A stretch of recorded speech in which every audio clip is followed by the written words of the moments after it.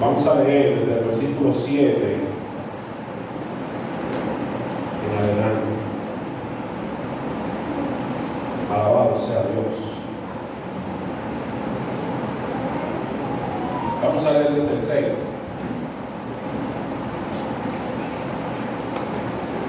Leemos palabra de Dios en el nombre del Padre, del Hijo y del Espíritu Santo. Amén. Porque yo, Jehová, no cambio. Por esto, hijos de Jacob, no habéis sido consumidos. Desde los días de vuestros padres os habéis apartado de mis leyes y no las guardasteis. Volveos a mí, y yo me volveré a vosotros, ha dicho Jehová de los ejércitos. Mas dijisteis: ¿en qué hemos de volvernos? ¿Robará el hombre a Dios? Pues vosotros me habéis robado. Y dijiste: ¿en qué te hemos robado? En vuestros diezmos y ofrendas. Malditos sois con maldición, porque vosotros, la nación toda, me habéis robado. Traed todos los diezmos al alfolí, y haya alimento en mi casa. Y probadme ahora en esto, dice Jehová de los ejércitos, si no os abriré la ventana de los cielos, y derramaré sobre vosotros bendición hasta que sobreabunde. Reprenderé también por vosotros al devorador, y no os destruirá el fruto de la tierra, ni vuestra vid en el campo será estéril, dice Jehová de los ejércitos. Y todas las naciones os dirán: bienaventurados, porque seréis tierra deseable, dice Jehová de los ejércitos. Vuestras palabras contra mí han sido violentas, dice Jehová, y dijiste: ¿en qué hemos hablado contra ti? Habéis dicho: por demás es servir a Dios. ¿Qué aprovecha que guardemos su ley y andemos afligidos en presencia de Jehová de los ejércitos? Decimos pues ahora: bienaventurados son los soberbios, los que hacen impiedad. Los que hacen impiedad no solo son prosperados, sino que tentaron a Dios y escaparon. Gracias, Señor, por tu palabra. Gracias, Señor, porque ellas son benditas y traen a nuestras vidas grandes bendiciones. Gracias, Señor, porque tus palabras nos confrontan. Tus palabras, Señor, nos hablan de frente.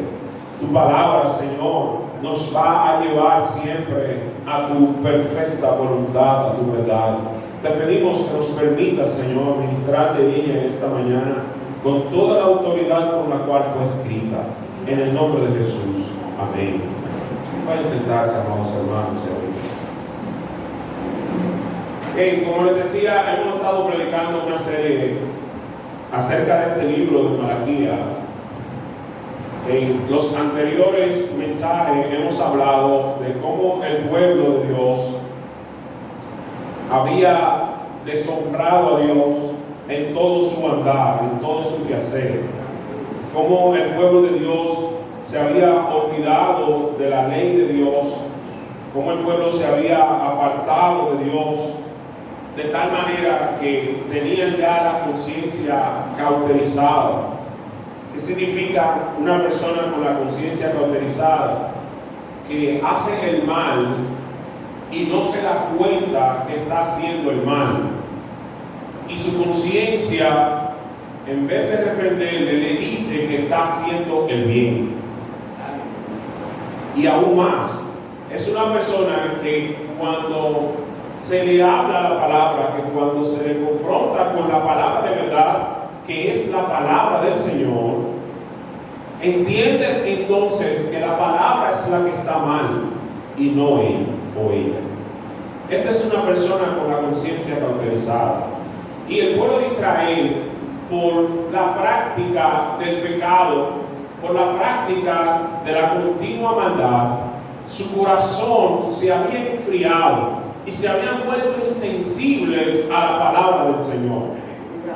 Hemos visto en toda la serie que cada vez que el Señor le hablaba al pueblo de Israel, que cada vez que el Señor reprendía al pueblo, el pueblo le respondía a Dios con refutaciones.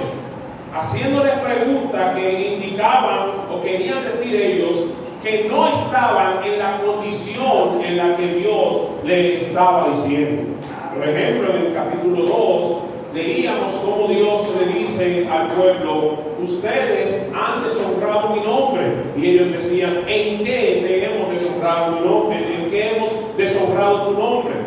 Decíamos la semana pasada, no era una pregunta que viniera a ser como una cuestionante, ¿verdad?, que buscara la respuesta de Dios para cambiar y para ser transformado. No, era una pregunta que buscaba debatir lo que el Señor estaba diciendo. Era una pregunta que lo único que buscaba era decirle al Señor: no, yo no estoy en esa condición que tú estás diciendo que yo estoy. Entonces hoy vamos a predicar bajo el tema un pueblo lejos de Dios. Porque toda la condición que Dios trata en este libro de Malaquías se puede resumir en el tema de este mensaje: un pueblo que estaba totalmente lejos de Dios. Y cuando nosotros nos alejamos de Dios, cualquier cosa puede pasar con nuestra condición moral y espiritual delante de Dios. Dios invita a su pueblo a acercarse a Él. Le vamos a dar este mensaje un poquito rápido, así que preste mucha atención.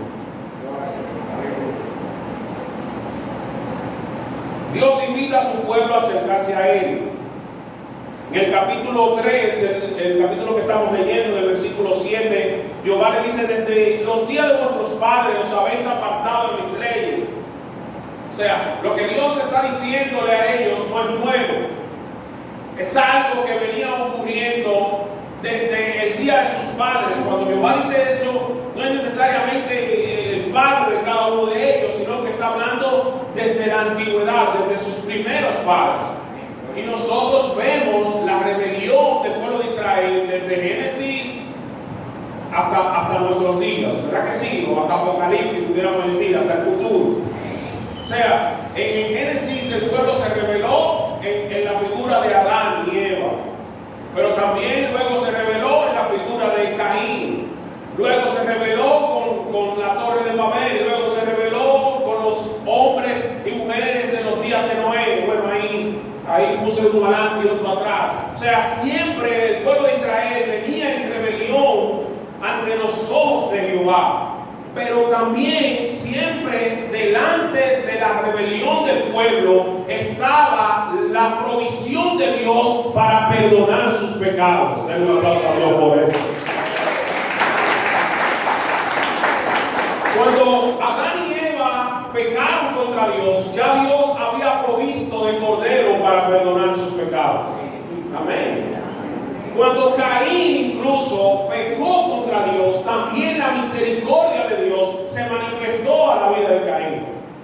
Cuando el pueblo estaba en pecado por completo y venía destrucción, Dios obró misericordia en Noé y la familia de Noé. Siempre la misericordia de Dios, la provisión de la gracia de Dios estuvo adelantada al pecado del pueblo. Y lo mismo nosotros podemos experimentar el día de hoy. Antes de que tú pecaras, antes de que tú nacieras, hay alguien que murió en la cruz del Calvario para que tus pecados pudieran ser perdonados hoy día. Hoy es el día de salvación, porque Dios un día derramó su vida en una cruz porque sabía que nosotros íbamos a ser rebeldes a su palabra y a su voluntad. Cuán bueno es nuestro Señor. Dios invita al pueblo a acercarse a Él. Dios está invitando al pueblo a retomar su posición. Esa invitación que está haciendo Dios al pueblo es parte del pacto que Dios había hecho con el pueblo de Israel. Dios había pactado: ustedes serán mi pueblo y yo seré su Dios. Y en el libro de Deuteronomio capítulo 4 4, versículos 30 y 31, Jehová dice: cuando estuvieres en angustia y te alcanzaren todas estas cosas, antes de Jehová le está describiendo toda la maldad, toda la maldición que podría venir sobre ellos cuando andaran en desobediencia. Y Jehová le dice: cuando ustedes estén en angustia y lo alcancen esas cosas de las cuales yo he hablado, si en los postreros días te volvieres a Jehová tu Dios y oyeres su voz, porque Dios misericordioso es Jehová tu Dios, no te dejará, ni te destruirá, ni se olvidará del pacto que juró a tus padres. Jehová está diciendo: aunque ustedes estén lejos, aunque ustedes se encuentren distantes de Dios, yo siempre permaneceré con el puente establecido entre nosotros. Yo siempre permaneceré con mi mano extendida. Ustedes solamente tienen que volverse a Jehová su Dios, humillarse delante de Dios, y Jehová los va a perdonar. Y no solamente eso, Jehová le prometía al pueblo: y traeré grandes bendiciones sobre ustedes. Aleluya. El libro de Deuteronomio también, en su capítulo 28, Jehová declara para el pueblo las bendiciones de seguirlo y las maldiciones que habían de venir sobre el pueblo si ellos no lo seguían. Este es el pacto, ¿verdad?, que Dios hizo con el pueblo de Israel. Nosotros no podemos regirnos por el mismo pacto, porque ya estamos en un nuevo pacto, estamos en una dispensación diferente, pero sí podemos decir que en Cristo, porque las bendiciones no son para nosotros, sino que las bendiciones han sido depositadas en Cristo. Cuando nosotros estamos en Cristo, podemos estar seguros, según la palabra de Dios, que todo lo que ha sido dado al Señor, que todo lo que ha sido manifestado para el Cristo será dado también para nosotros. Dice la Biblia que nosotros somos coherederos, es decir, que toda la herencia que tiene el Hijo también ha sido dada a la iglesia. Claro, habrá un día de la manifestación de esa herencia, porque tú y yo sabemos que hoy día no contamos, aunque somos parte de la iglesia, no contamos con toda la bendición que Dios ha depositado en Cristo, pero sí habrá un día que será manifestada toda la bendición, aleluya, que ha sido depositada en Cristo Jesús. Pero aquel día también, como hablamos la semana pasada, también se manifestarán los juicios para aquel que no estuvo en Cristo Jesús. Es decir, aunque los pactos son diferentes, también Dios ha depositado en su Hijo las bendiciones de seguir a Dios.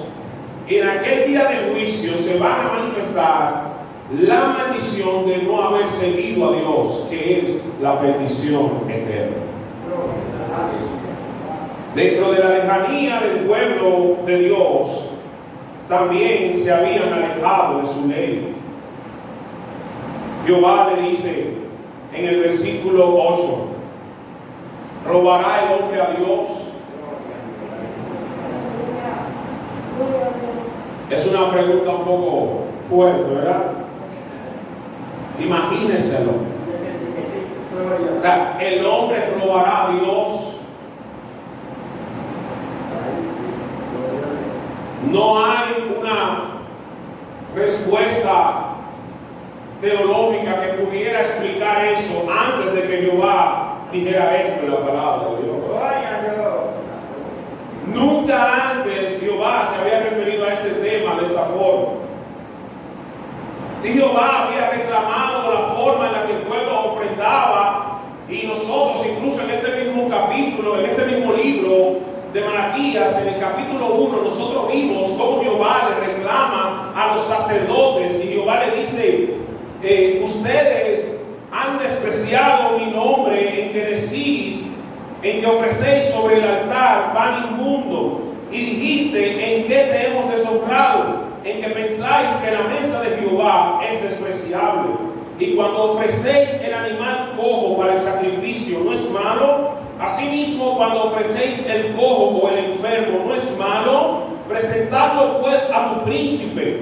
¿Acaso se agradará de ti o le será acepto? Dice Jehová de los ejércitos. ejército, Jehová les reclama en el capítulo 1 a ellos la forma en la que ellos estaban ofrendando. Pero en esa ocasión nosotros recordamos que el mensaje iba directamente a los sacerdotes, no iba al pueblo. Pero ahora Jehová está diciendo: ustedes, la nación toda, no solamente los sacerdotes, toda la nación me habéis robado. ¿Robará el hombre a Dios? O sea, ha subido tanto la maldad del hombre que el hombre también llegue a robarle a Dios. Y yo le decía en uno de los mensajes que yo me sentí, ¿verdad?, tan indignado el día que me atracaron. Uno se guía cuando lo atracan, hermano. Uno coge su luchita para comprar su celular a veces. Recoge su vela ahorrando ahí para comprarse un maquito, porque no es que un iPhone 10 ni un 11, un maquito ahí más o menos, y que venga un desaprensivo, hijo de las tinieblas, usado por el de los cachos, y te diga: dame eso, que eso es mío ahora. Eso guía. Pero cuando yo estudiaba este pasaje, yo decía: bueno, le robaron a Dios.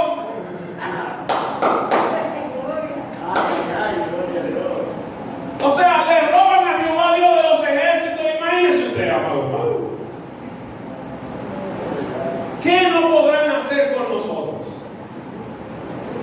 Entonces Dios le reclama esto al pueblo, y obviamente, como decía, un pueblo que está completamente ignorante, dice lo siguiente.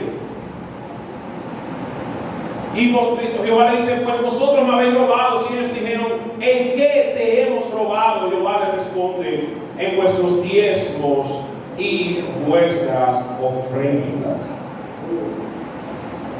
El pueblo, oiga bien, el pueblo y Dios tenían un pacto, que el 10% de todo lo que ellos consiguieran lo iban a dar a Jehová.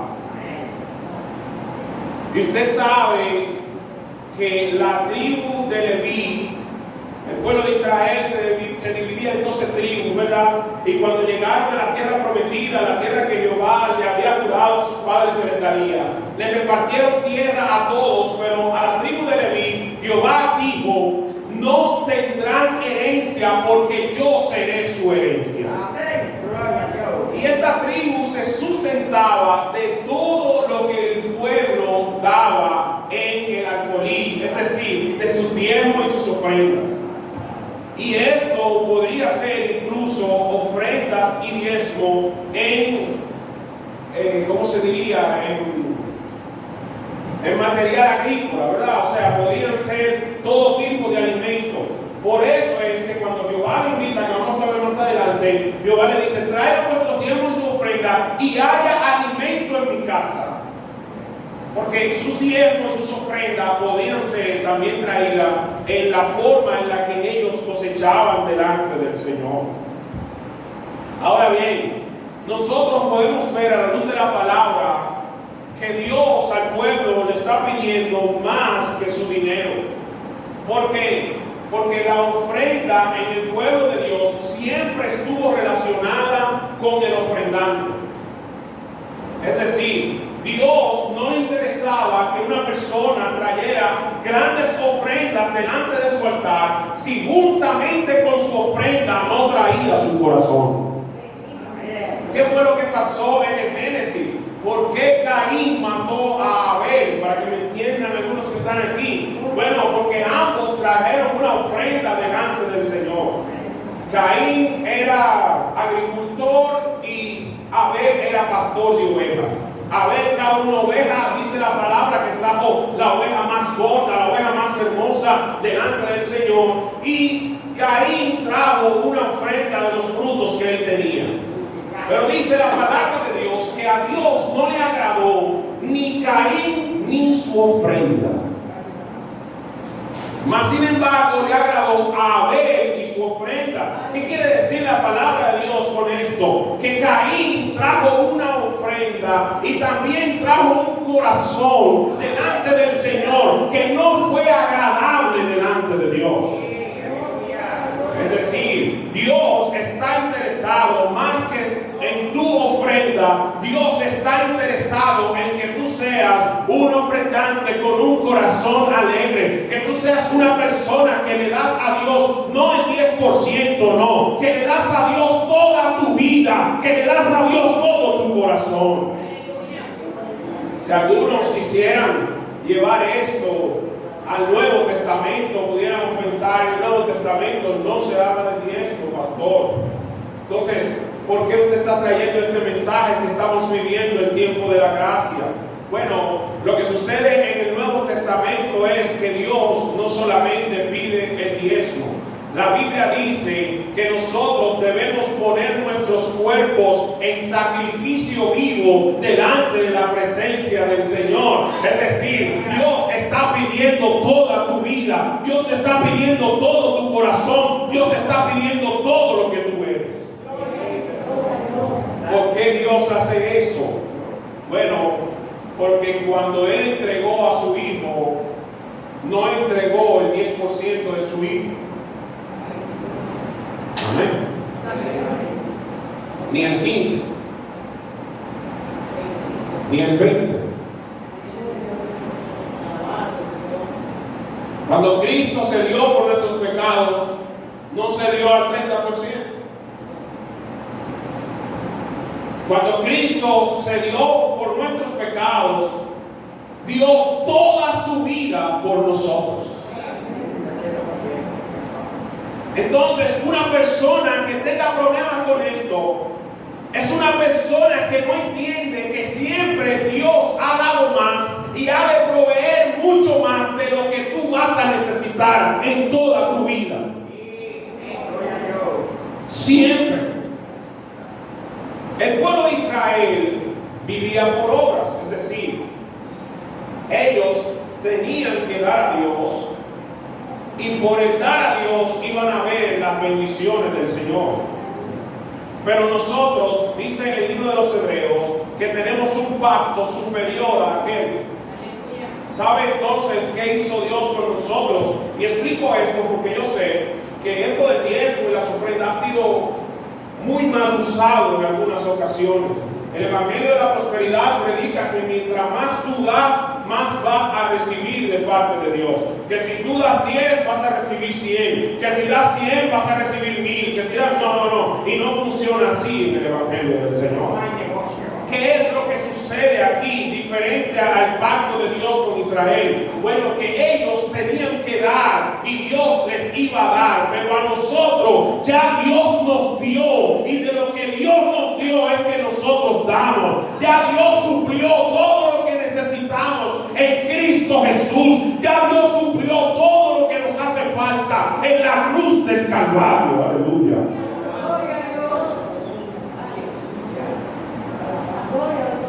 No estoy diciendo con esto que nosotros no debemos diezmar y ofrendar delante del Señor. Estoy diciendo con esto que cuando nosotros damos dinero al Señor, eso es lo mínimo que le podemos dar. Porque el Señor nos está pidiendo nuestros corazones. ¿Alguien dice amén? Amén. Dios invita a su pueblo a cambiar. Dice el versículo 10: traed todos los diezmos al alfolí y haya alimento en mi casa, y probadme ahora en esto, dice Jehová de los ejércitos, si no abriré las ventanas de los cielos y derramaré sobre vosotros bendiciones hasta que sobreabunde. Es decir, Jehová dice: ok, ustedes me robaron, ustedes me están robando, pero ahora yo los invito a cambiar. Háganlo ahora, traigan ahora sus diezmos y sus ofrendas, y yo voy a abrir las ventanas de los cielos sobre ustedes. Yo les voy a dar, está diciendo Jehová, a ellos hasta que sobreabunden. Versículo 11 dice: reprenderé también por vosotros al devorador, y no destruirá el fruto de la tierra, ni vuestra vid en el campo será estéril, dice Jehová de los ejércitos. Es decir, el pueblo estaba sembrando y no cosechaba.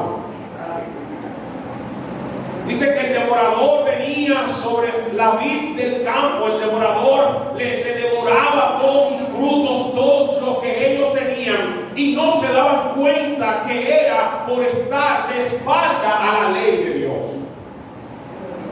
Cuando nosotros estamos de espalda a Dios, no podemos procurar que nuestra vida nos vaya bien. Todo para nosotros está en contra de la corriente. En el pensar del pueblo decía: nosotros no damos porque hay sequía, porque nuestros frutos no son cosechados, porque nuestra tierra no está produciendo, por eso es que no damos. Y Jehová le está diciendo: sus frutos no van a ser cosechados porque ustedes no dan. ¿Entienden la diferencia? Es decir, ellos entendían que no daban porque había escasez. Y Jehová le está diciendo: hay escasez porque no dan. Porque en el reino de Dios, en este pacto, ellos tenían que darle a Dios primero, para que pudieran entonces ver a Dios obrando sobre sus vidas.